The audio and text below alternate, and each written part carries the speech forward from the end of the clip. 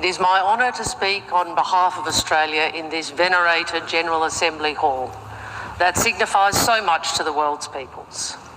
This remains the only place where the whole world has agreed to come together, recognising that we can only solve our biggest problems together, recognising that progress and development are preconditions for peace, recognising that to avoid conflict, we must talk to each other and we must listen to each other.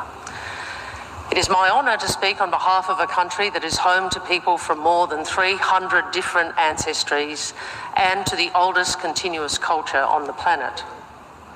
Like this hall, Australia is an assembly of the world's peoples. And when Australians look out to the world, we see ourselves reflected in it. Equally, the world can see itself reflected in Australia, a nation whose people share common ground with so many of the world's peoples. A nation where half of our people were born overseas or have a parent born overseas. I am one of those people. And the Australian Parliament I serve in is ever more reflective of our modern nation, both enriched by their diversity. And this follows the collective decision of the Australian people to turn the page and write a new future for themselves. Newly elected parliamentarians have origins from across the world, and Indigenous Australians have been elected in record numbers and serve in the ministry in record numbers. The new Australian government is determined to make real progress on the national journey of healing with Indigenous Australians, the first peoples of our continent. And as Foreign Minister, I am determined to see First Nations perspectives at the heart of Australian foreign policy. And this week I have been encouraged by discussions with other countries on their own journeys. I am humbled to be guided in these efforts by First Nations colleagues. Here in New York, I am joined by Senator Patrick Dodson. To many Australians, Senator Dodson is the father of reconciliation. Senator Dodson is a Yawuru man from Broome in the remote northwest of Australia.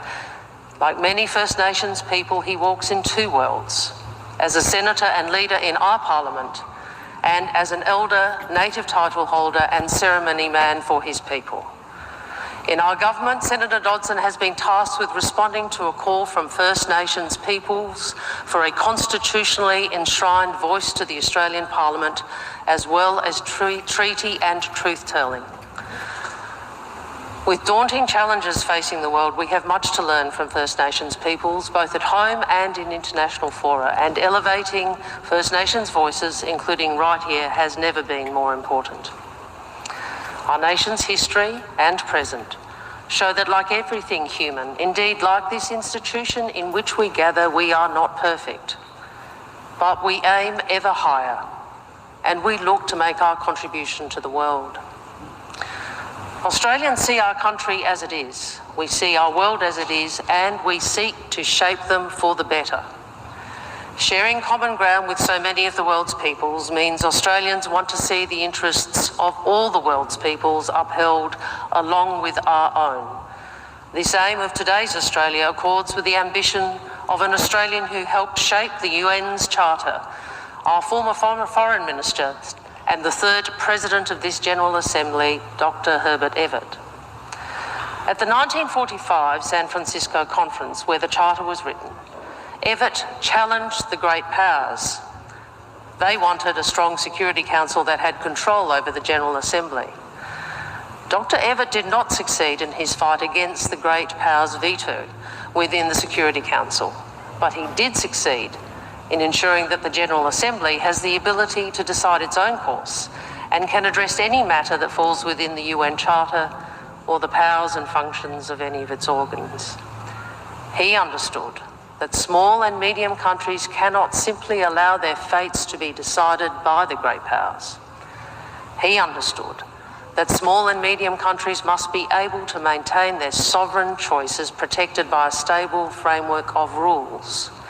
And he understood that in order to maintain those sovereign choices, the small and medium countries of the world, including Australia, must work together. These are legacies we renew today. Dr. Evatt also saw economic and social security as the precondition for peace. And he pressed the San Francisco Conference to ensure the UN addresses the broadest range of social, economic and human rights issues, saying, "Real stability can only be achieved by building an organisation that will do its utmost to ensure the peoples of the world a full opportunity in living in freedom from want as well as in freedom from external aggression." Some did not want to extend the UN's ambit to economic and social development. On behalf of Australia, Evatt insisted, and again, these are legacies Australia renews today. Despite inheriting the biggest debt in our nation's history, the new Australian government is determined to play its part in supporting the development of other nations, particularly in our region. We are alarmed that for the first time, the UN's Human Development Index has declined for 2 consecutive years in 2020 and 2021. And the impact of this decline has been most severe on women and girls, with nearly 500 million women and girls now living in extreme poverty. And the global food security crisis is increasingly grave. More than 800 million people go to bed hungry each night. 345 million people face acute food insecurity. 50 million people across 45 countries are on the brink of famine.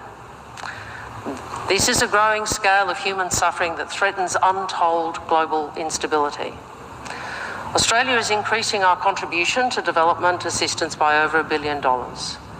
If we are ever to achieve the Sustainable Development Goals, which represent our collective vision for minimum living standards for everyone living on this planet, every country needs to do more. Over the coming months, we are designing a new development policy outlining how we will play our part in an era of crisis and how we will help developing countries without driving them into unsustainable debt. The world has experienced disasters and conflict in the past, but the intensity and confluence of today's challenges in an interconnected world are without precedent. COVID-19 has set back development gains. Russia's invasion of Ukraine has unleashed further suffering and made it harder for populations to recover from the pandemic. Drought and potential famine in the Horn of Africa, major floods in Pakistan, record-breaking heat waves in Europe and Asia, the alarm bells of climate change growing louder, including in my own country.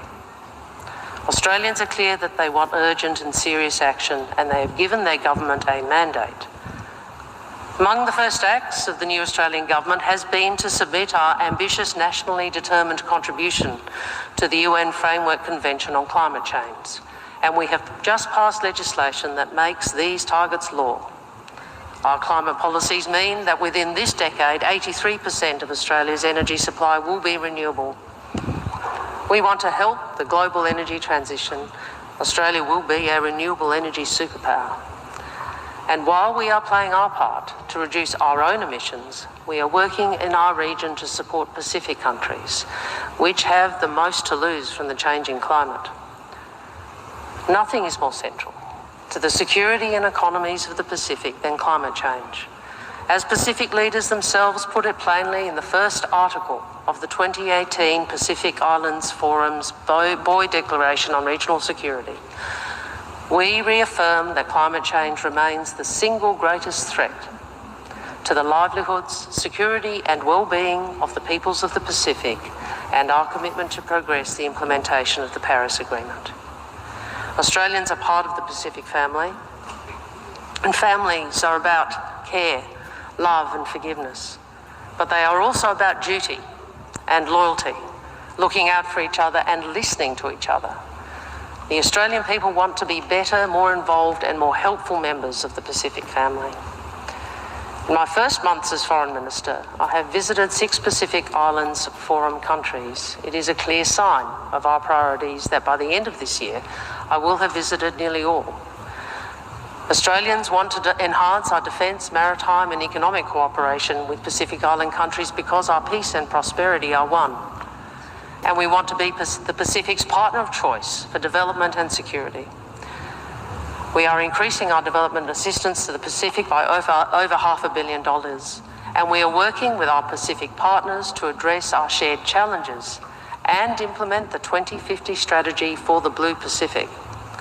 And we want to bridge our cooperation across the Pacific and Southeast Asia to address shared challenges and to build the region we want. Australia seeks deeper engagement with Southeast Asia. It is a region I know well. It's the region I am from. The region is being reshaped, and Australia seeks to work with our partners in ASEAN to shape this period of change together. Australia seeks a region that is peaceful and predictable, that is governed by accepted rules and norms, where all our countries and peoples can cooperate, trade and thrive, where our relations are based on respect and partnership and guided by the ASEAN outlook on the Indo-Pacific, where all states can contribute to a strategic equilibrium in a regional order in which countries are not required to choose sides but can make their own sovereign choices. And we recognise we must bring more to the table in Southeast Asia. This starts with an additional $470 million in development assistance and a forthcoming strategy on economic engagement. And we must contribute to the strategic balance of the region. We don't want to see any one country dominating or any country being dominated. We cannot accept a situation where large countries determine the fate of smaller countries. That is why Russia's illegal, immoral invasion of Ukraine cannot be normalised and it cannot be minimised. Russia's attack on Ukraine is an attack on all smaller countries. It is an assertion that a larger country is entitled to subjugate a smaller neighbour, to decide whether another country can even exist. It was never intended that the Security Council veto power would be used to enable unchecked abuse of the UN Charter by the very countries that were given the veto. So it is especially important for countries that play leading roles in international fora and countries with influence on Russia to exert their influence to end this war. In this, the world looks to China, a great power, a permanent member of the Security Council with a no-limits partnership with Russia. Mr. Putin's weak and desperate nuclear threats underline the danger that nuclear weapons pose to us all and the urgent need for progress on nuclear disarmament. Australia has always pursued a world without nuclear weapons, and we will redouble our efforts towards this goal and to strengthening the non-proliferation regime. The death and destruction in Ukraine reminds us all how much we have to lose if we fail to protect the UN Charter. It reminds us that each nation must make its own choices and exercise its own agency. We cannot leave it to the big powers, and we cannot be passive when big powers flout the rules. Aside from terrible damage and loss of life in Ukraine, Russia's invasion is compounding human suffering, propelling the global crisis in food and energy security. In my own region, where geopolitical contest becomes ever sharper, we must ensure that competition does not escalate into conflict. Because if conflict were to break out in the Indo-Pacific, it would be catastrophic for our people and our prosperity.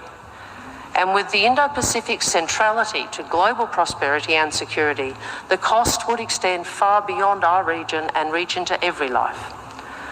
So I say to small and medium-sized nations like my own, we are more than just supporting players in a grand drama of global geopolitics on a stage dominated by great powers. It is up to all of us to create the kind of world to which we aspire: stable, peaceful, prosperous, and respectful of sovereignty. That is the very rationale for the United Nations itself.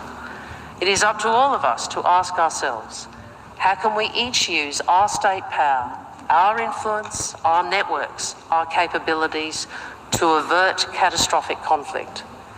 How do we acquit our responsibilities to constrain tensions, to apply the brakes before the momentum for conflict in our region or beyond becomes unstoppable?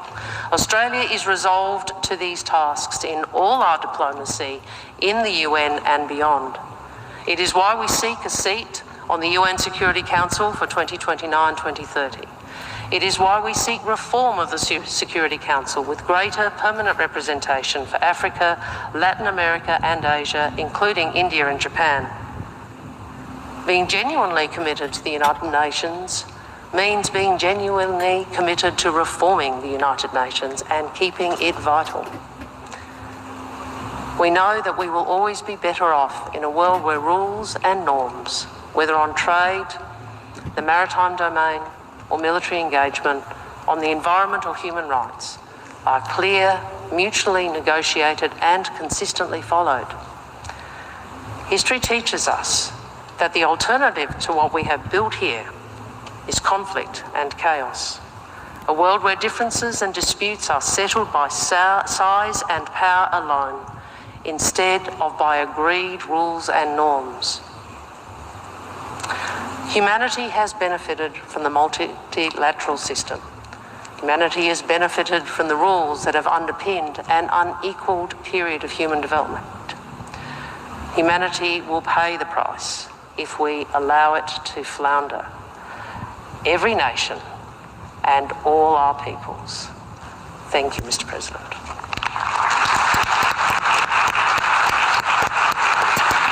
I thank the Minister for Foreign Affairs of Australia for her